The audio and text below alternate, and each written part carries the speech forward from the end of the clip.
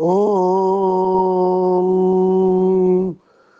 पूर्णमदः पूर्णमिदं पूर्णात् पूर्णमुदच्यते पूर्णस्य पूर्णमादाय पूर्णमेवावशिष्यते। ओम शांति शांति शांति। वह सच्चिदानंद घन परब्रह्म पुरुषोत्तम सब प्रकार से सदा सर्वदा परिपूर्ण है। यह जगत भी उस परब्रह्म से पूर्ण ही है, क्योंकि यह पूर्ण उस पूर्ण पुरुषोत्तम से ही उत्पन्न हुआ है।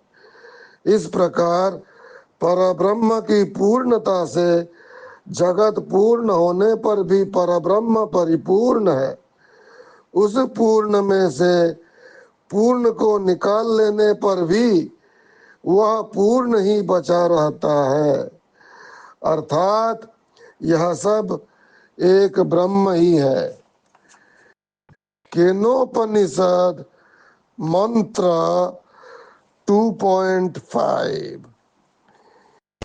इह चेद वेदिदया सत्यमस्ति न चेदिहा वेदिन महति विनष्टिः भूतेषु भूते तु विचित्य धीराः प्रवत्यास्मान् लेकादा मृता भवन्ति।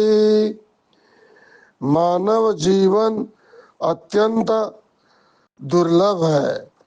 इसे पाकर जो मनुष्य अपने उद्धार अर्थात जन्म मृत्यु दुख से मुक्त होने के लिए प्रयत्न नहीं करता, वह अपनी बहुत बड़ी हानि कर रहा है। अतएव श्रुति कहती है कि जब तक यह दुर्लभ मानव शरीर विद्यमान है और सद्गुरु की उपदेश रूप कृपा प्राप्त हो रही है, तभी तक शीघ्र से शीघ्र निजात्म स्वरूप को जान लिया जाए तो इस जीव के लिए सब प्रकार से मंगल है। मानव जीवन की परम सार्थकता है। यदि यह देव दुर्लभ मुक्ति द्वार रूप मानव जीवन केवल विषय भोग संग्रह में ही व्यतीत कर दिया तो यह महान दुख का भागी होगा, अर्थात फिर इसे 84 लाख योनियों में बार बार मृत्यु के पास में बंद कर अतिशय दुख सहना होगा। फिर कष्ट भोगने एवं रो रो कर पश्चाताप करने के अतिरिक्त अन्य कुछ भी नहीं रह जाएगा।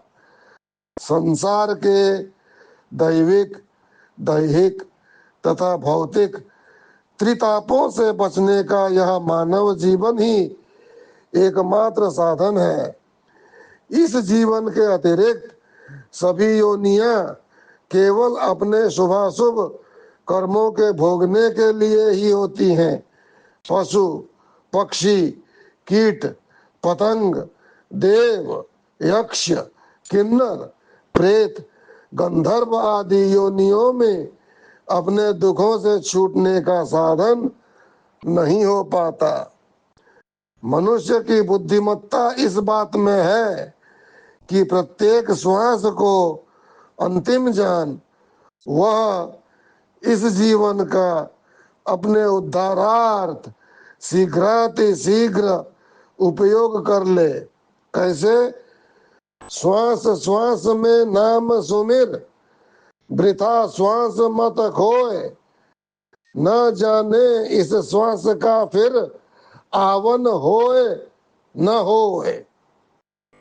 मनुष्य की बुद्धिमत्ता इस बात में है कि प्रत्येक श्वास को अंतिम जान वह इस जीवन का अपने उद्धारार्थ शीघ्रातिशीघ्र उपयोग कर ले। प्रत्येक प्राणी में निजात्मा को देखते हुए सदा के लिए जन्म मृत्यु के चक्र से छूटकर अमृतत्व को प्राप्त कर ले। ओम शांति शांति शांति।